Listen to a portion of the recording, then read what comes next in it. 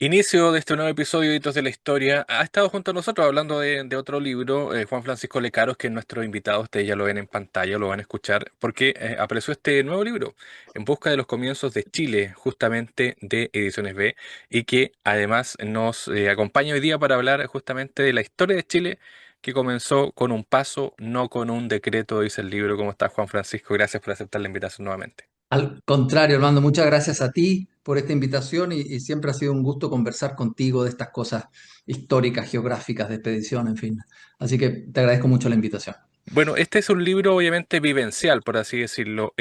¿Cuánto tiempo te tomó conocer los lugares que están contenidos en este libro? Porque es un libro justamente del norte de Chile, pero que nos habla sobre cómo llegaron los pueblos originarios y los conquistadores a nuestro país a través de diversos puntos, incluso el Ejército Libertador, que también estuvo por ahí. ¿Tú hiciste ese recorrido? ¿Cuánto tiempo te llevó? ¿Cuál fue la motivación, de hecho, para hacer ese recorrido? Mira, la pregunta es muy pertinente porque la verdad que la motivación es central. A mí siempre me ha gustado caminar, subir cerro, etcétera, etcétera.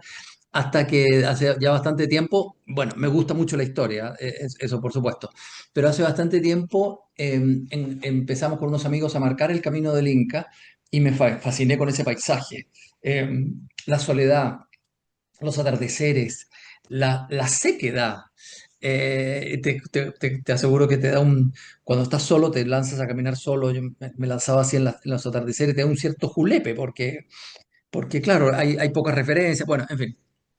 Yo te diría que ahí me entusiasmé y poco a poco, perdona, una de las preguntas que te aparecen ahí en esos parajes tan inhóspitos es, está bien, yo con todas las comodidades, con el celular, me preocupo si no hay señal, imagínate, pero estos tipos, digamos, hace 100 300 1000 años, no solo no tenían señal, no tenían celular, no, el ropaje, tú me entiendes, es completamente distinto. Entonces me asombró la hazaña que significa simplemente caminar, simplemente caminar.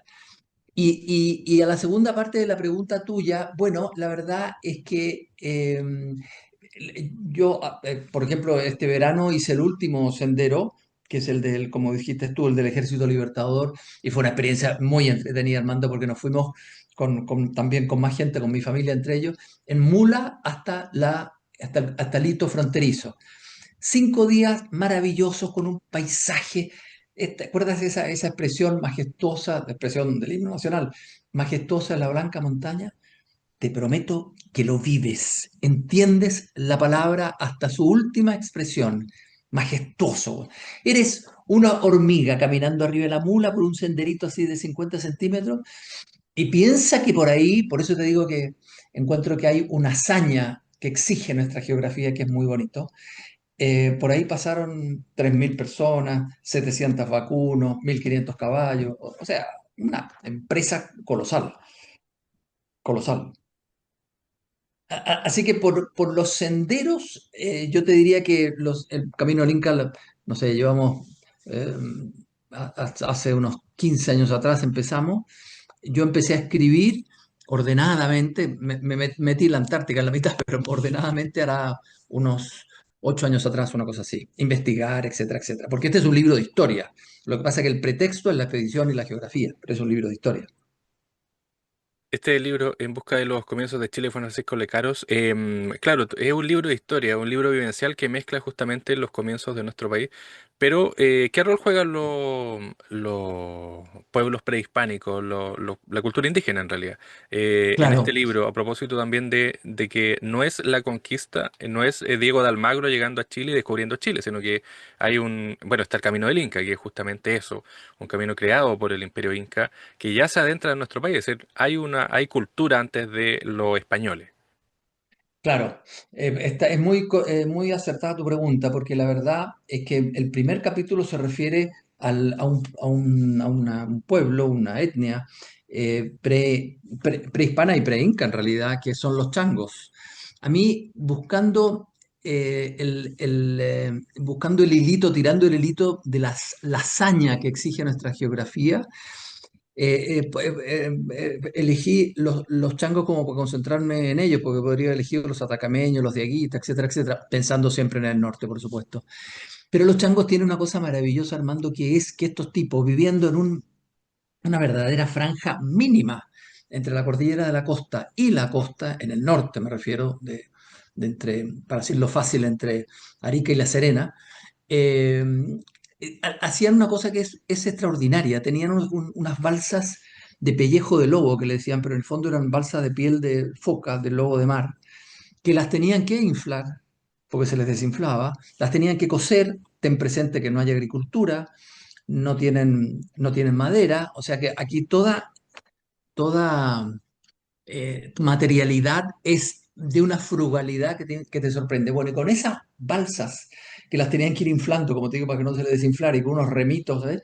Llegaban 20 kilómetros a la costa y cazaban ballenas.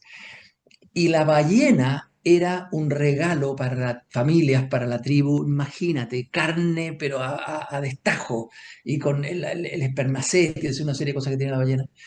Y entonces era tan fuerte esta impresión, caza, caza con Z, que subían a las quebradas y pintaban la casa que acababan de tener en las quebradas. A mí, esta cosa vivencial que dices tú, está muy acertado tu comentario, porque, por ejemplo, eso, subir a estas quebradas de la cordillera de la costa ahí es bastante más complicada de lo que uno cree, ¿no? Oye, y que te cierres con la neblina, digamos, la Camanchaca, te metes en la humedad, en la oscuridad de la Camanchaca, y de repente sale el sol maravilloso del norte, y te encuentras con estas pictografías. Bueno, es una cosa difícil de expresarla, porque eres tú el partícipe de eso, ¿te fijas? Entonces a mí siempre me encantó este escribir desde los lugares, muy posicionado en los lugares, porque la historia es completamente distinta. O sea, el calor, la pérdida en el desierto, lo inhóspito, claro, es distinto a que te cuente un cuento aquí en Santiago, cómodamente sentado y todo lo demás. Entonces le pongo mucho énfasis a eso, creo que es muy bonito eso de Chile en particular, de esta geografía que tenemos, ¿no? Eso te iba a preguntar a propósito de estos mitos y de también de los relatos que se van generando. ¿Cómo, no sé si cuestionar, no sé si esa es la palabra, cuestionar o abordar las narrativas tradicionales sobre el origen de Chile? Porque está, por ejemplo, el cruce justamente que hace Diego de Almagro, que está en el libro, pero donde uno en el lugar, me imagino que a ti te pasó, es diferente vivirlo y verlo. Y no simplificarlo como ocurre en la historia de Chile, donde este personaje Diego Almagro llega y recorre este espacio, sino que es mucho más potente, es mucho más cruel también el paisaje y es mucho más fuerte vivirlo que abordarlo desde el punto de vista de la lectura de un libro. Sí, exactamente. Y fíjate que creo que en ese sentido la geografía en Chile es muy marcadora, porque hay otros países que pueden tener geografías también duras. Toda la geografía afecta a la historia, naturalmente, ¿no es cierto? Por supuesto. Pero en Chile afecta a la historia, pero afecta un poco también a la épica, al sentido de ser. Porque acuérdate que eso que nos enseñaron a ti y a mí en el colegio, ¿no es cierto? Que Chile está por el norte, el desierto, la cordillera, era como una isla dentro del continente. Es muy cierto, sobre todo antes. Ahora, claro, el auto pasa rápido y el avión, ¿para qué te digo? Pero antes era, era marcadora, le daba un carácter, tal vez esa sea la palabra, a nuestro país. Y entonces quiero aprovecharme de eso, porque tal cual lo dijiste tú, a lo mejor el cruce de Almagro es una frase del texto de historia escolar. Pero, Armando, vinieron 18.000 con Almagro y se murieron 5.000 en el cruce de la cordillera. En 3 días les tocó, cruzaron en abril, les tocó una tormenta, se murieron 5.000 personas. Entonces, espérate, ese es el bautismo de Chile. O sea, empezó con la típica tragedia geográfica nuestra, po, que ahora que estos pobres gente que se murió en Torres del Paine, es el sino de Chile. Entonces, encuentro que hacer una historia sin este carácter geográfico no sé, es más suavecito, pero no más real, no es real. ¿Qué pasa con, por ejemplo, tu investigación? Porque esto es bueno, es una parte evidencial porque tú realizas el recorrido por estas distintas rutas. Está también el tema de investigación histórica. ¿Cómo lo abordaste? ¿Cuánto tiempo te demoró también? Y hay, de hecho, en láminas y fotografías y hay al final de cada capítulo unos códigos QR donde también uno puede seguir explorando información. Es decir, no es solo que el libro se quede ahí, sino que uno va a buscar más información de la que hay. Déjame empezar por el final, Armando. Lo que pasa es que es tanta la belleza, porque además dentro de esta loca geografía que tenemos, además es muy bella, es muy variada, ¿no es cierto? Entonces, claro, la editorial no te puede poner 45 fotos a colores, porque no, nomás, tú lo sabes. Pero entonces me pareció como atractivo poner un QR donde relata no solo las relata, sino que invita a que tú hagas las expediciones. Cuento cuentitos así como marginales y trato de poner muchas fotos para que se vea lo majestuoso de este paisaje. Eh, para mí eso es, no sé, como te decía, belleza y hazaña creo que está en nuestra origen, en nuestros comienzos, para seguir con la palabra. Entonces, me parece que no ponerla, de alguna manera, no presentársela al lector, bueno, sería una lástima, ¿te fijas? Y, Claro, y la parte vivencial mía, como te decía, yo empecé a escribir, siempre me ha gustado la historia, pero empecé a escribir producto de un poco, ¿qué hago con esto? Te fijas que de repente uno dice, ¿cómo lo puedo materializar? Y me demoré bastante tiempo en llegar. Ahora, la investigación histórica, que era la primera parte de tu pregunta, yo no voy a las fuentes, porque no me da el tiempo ni tengo la preparación para juzgar bien una primera fuente. Lo que hago es, leí mucho, ya yo hay una larga bibliografía sobre buenos escritores, ¿no es cierto? Sobre buenos historiadores. Y entonces cuento lo mismo poniéndome enfatizando ciertas cosas. Qué sé yo, el carácter, me trato de meter mucho dentro de las personas, entonces, cómo era Bernardo Higgins, cómo era Simón Bolívar, qué sé yo, cómo era Pedro Valdivia, por qué se lanzó a esto, elucubro un poco toda esta cosa. Leo, Armando, y sobre todo como que pienso, ¿cómo puedo contar una historia que agarre, que te remezca? Esa es un poco, no sé si lo lograré, eso es otra historia, pero al menos esa es la intención. me llamaba la atención también lo que tú dices al inicio del libro con Ambrosio Higgins, ¿no es cierto? Que le preguntaron, bueno, Eh, ¿cuánto podría costar venir a Chile en un momento en que la gente venía o por mar o por tierra, que eran las dos únicas formas, digamos? Y él decía que, bueno, 2 años de trabajo en ese tiempo era lo que costaba para 5 personas venir a Chile. Y claro. también lo otro, el tema de los naufragios, que es muy importante, muy interesante porque el mar también era una especie de barrera, ¿no? No es que era más fácil llegar por mar, sino que también era un recorrido bastante a veces tenebroso, digamos. Claro, acuérdate, la pasada del Cabo de Horno es feroz, sigue siendo hasta el día de hoy un tema, bueno, por supuesto las condiciones son completamente distintas, pero por supuesto. Y el mar, además que si venías del norte, tenías la correntada de Humboldt hacia el norte. Entonces como que, no, es divertido, es como un país deliberadamente que se hubiera protegido deliberadamente para que no hubiera nadie. Es muy curioso, es gracioso casi. Eh, sí, es así. Y por lo tanto, los que lo atravesaron, los que cruzaron, siguiendo senderos o lo que fuera, claro, llegaban con un historial en el cuerpo distinto. ¿Cómo analizar también la construcción de este mito fundacional de Chile? Porque ahí justamente se unen esas dos cosas. De hecho, está también todo lo que trae la conquista, ¿no es cierto? La religión. De hecho, está la fotografía ahí de Pedro, o de Subercaseaux, no me acuerdo el nombre, Pedro Subercaseaux puede ser, de Sí, la primera vez en Chile también, que está en el libro. sí. Y eso también genera un cambio, genera lugares específicos, tradiciones específicas y cambios también de lo que era la tradición indígena a la tradición española. Claro, fíjate que me meto mucho en eso por un camino, Armando, que me hice la siguiente pregunta, que es también una pregunta general, producto de esto de andar caminando pensando, pero ¿por qué? Porque la conquista fue muy cruel, ¿ah? Fue muy dura, o sea, más o menos, pero dura, de ahí para arriba. No solo fue dura, se encontraron, perdona que te saque un segundo más, se encontraron con una unas personas completamente distintas a los que ellos estaban acostumbrados. El fenómeno del caballo, el fenómeno de la armadura, el fenómeno del disparar.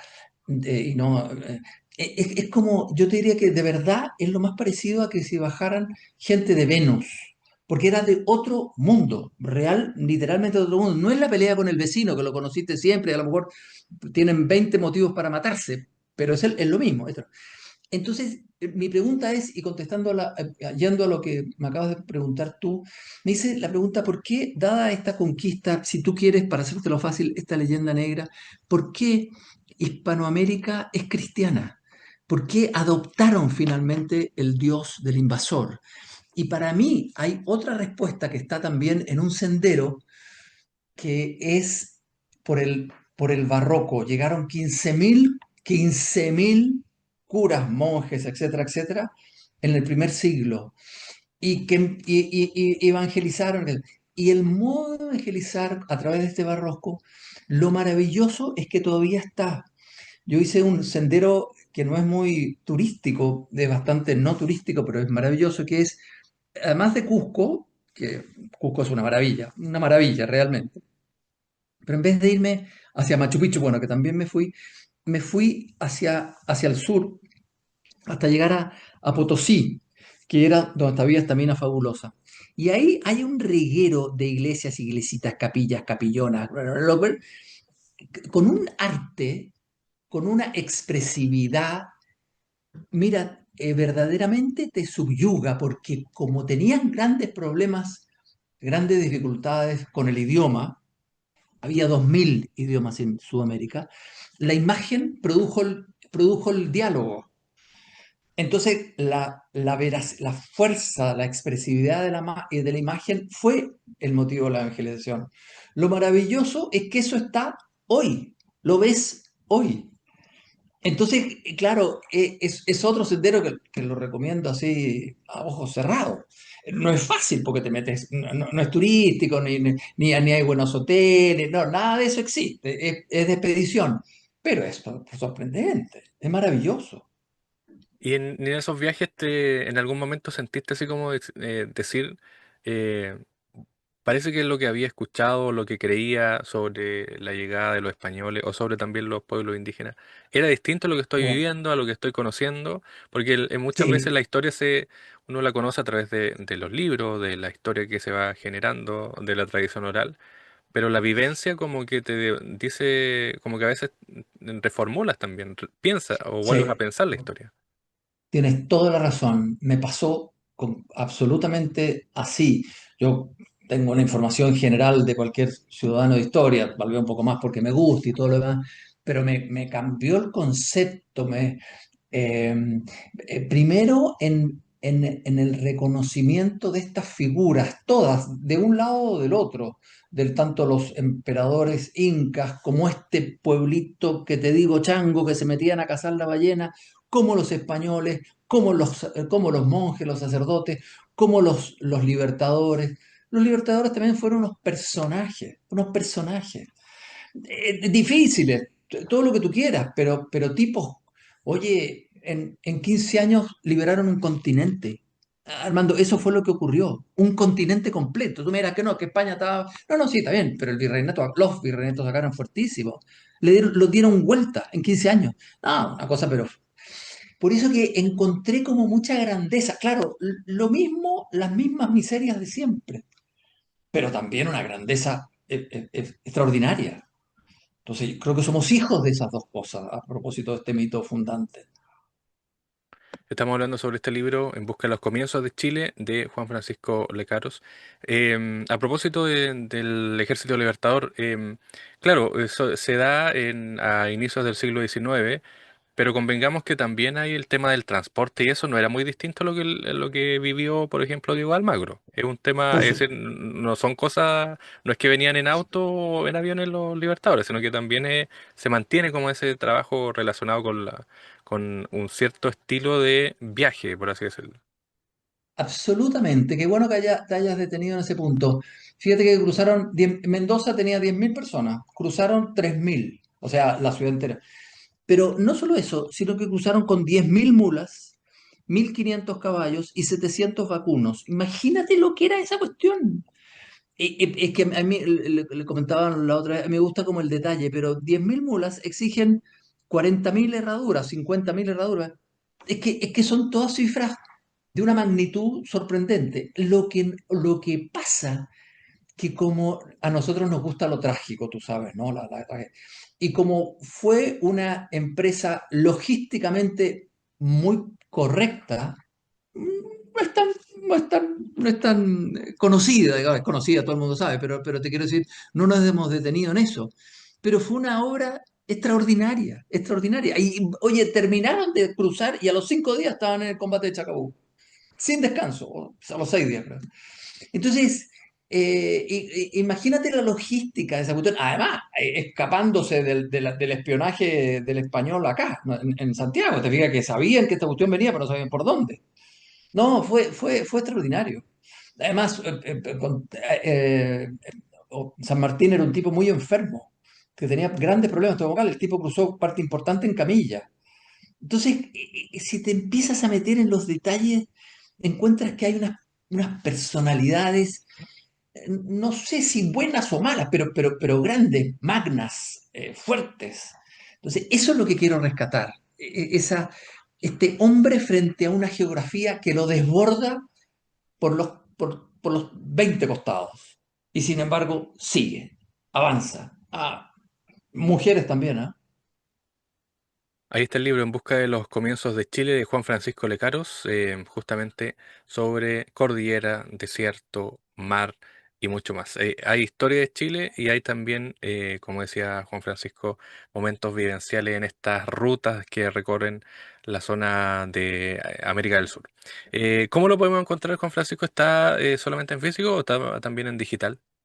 Está en digital, está en físico en todas las librerías, porque es una editorial bien grande la que lo publica, y está en digital también. Así que no debiera haber problema, digamos. ¿Y cómo ha sido la recepción a propósito del libro? ¿Qué te han comentado las personas que han podido leer esta edición? Mira, viene un poco de cerca la recomendación, perdóname, pero a mí me importa mucho escribir una historia entretenida.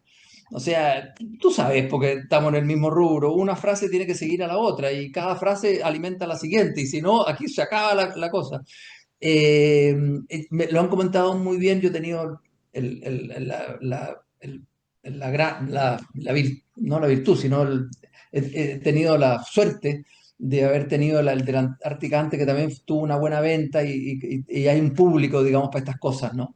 Y entonces, bueno, a pesar que los paisajes, los climas no tienen nada que ver, pero sí el tema y la temática, digamos. Así Juan que ha sido Francisco muy bueno. Lecaros, autor de En busca de los comienzos de Chile, justamente sobre bueno, lo decíamos, no es solamente la llegada de los españoles, sino también es mucho más anterior, camino del Inca, Chango, y justamente historia de Chile, que es lo que mucha gente busca. Juan Francisco, gracias por aceptar la invitación, como siempre, y gracias por participar del programa. Al contrario, Armando, muchas, muchas gracias a ti.